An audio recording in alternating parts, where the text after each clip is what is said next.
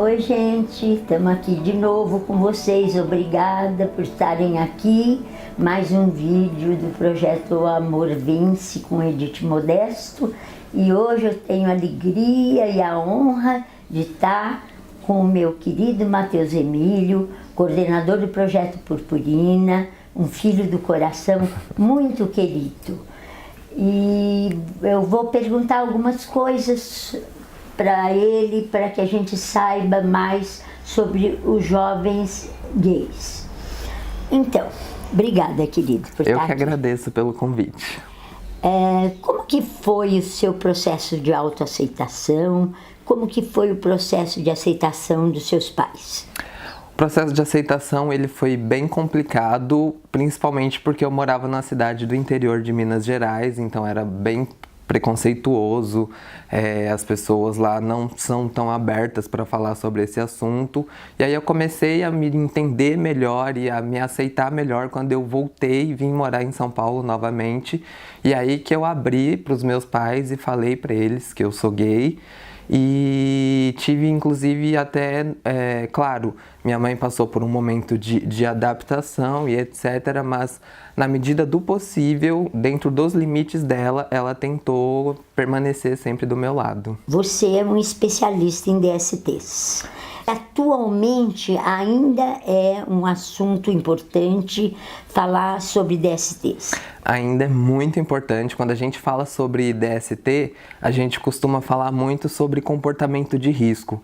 E eu costumo falar normalmente que o nosso maior comportamento de risco é não falarmos sobre esse assunto. É esse silenciamento que a gente tem tido diante de todas essas DSTs, principalmente sobre HIV e AIDS, que tem feito com que a epidemia cresça cada vez mais.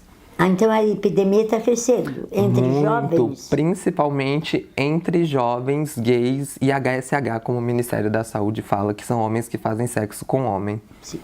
Você sabe, querido, que há muito preconceito ainda, né? Sim. Contra principalmente pessoas HIV positivas.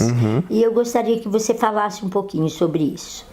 O preconceito, eu penso que ainda continua sendo a pior coisa dentro dessa questão do HIV e AIDS.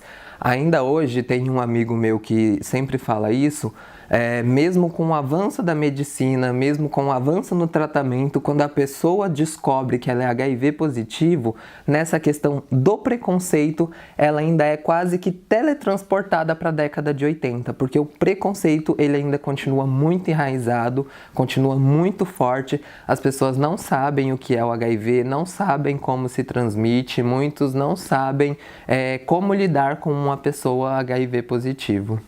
Da onde vem essa sua experiência com o HIV? Eu descobri o HIV, sou HIV positivo há aproximadamente uns 2 anos, já faz mais de 2 anos na verdade, e eu descobri em um teste que eu fui fazer no Centro de Referência e Defesa da Diversidade. Você esperava isso? Não, eu não esperava que isso fosse me acontecer, não sei precisar especificamente como foi que isso aconteceu, mas em algum momento de descuido eu contraí o vírus. Sim. E isso fez com que você tivesse essa escolha de se informar e ajudar os outros. Já que eu não conseguia descobrir como foi especificamente que eu contraí o vírus, eu decidi canalizar todos os meus esforços, ao invés de tentar me debruçar sobre uma situação que eu, sabendo ou não sabendo como foi ou com quem foi, não ia fazer diferença pelo fato de hoje eu ser HIV positivo.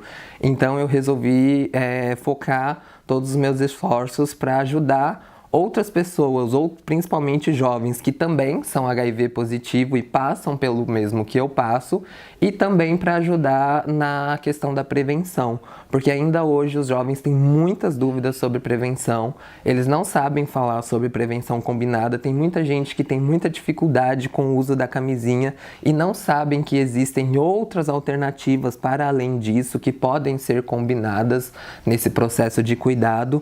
Então eu tenho me dedicado a falar bastante sobre isso. Tanto falávamos no Projeto Purpurina, como hoje também falo junto com o pessoal do Grupo Pela Vida São Paulo, na minha página do Facebook Menino Gay, TV e na internet principalmente, que é onde os jovens hoje estão mais inseridos, é uma porta de comunicação que a gente tem.